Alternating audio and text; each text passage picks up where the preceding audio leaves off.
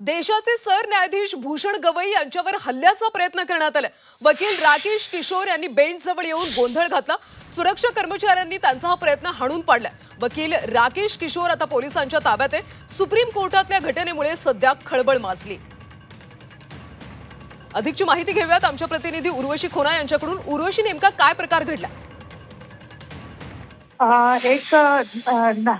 काहीच मिनिटापूर्वी मोठी घटना घडली आहे सुप्रीम कोर्टात। सरन्यायाधीश बी.आर. गवई यांच्यावर जे हल्ला करण्याचा प्रयत्न केला, कोर्टात गोंधळ झालं आणि हा जो किशोर राकेश आहे, एक वकील आहेत, ते बेंच जवळ येऊन जे आहे त्यांनी तिथे प्रयत्न केलं आणि तिथेच त्यांना रोखलं गेलं।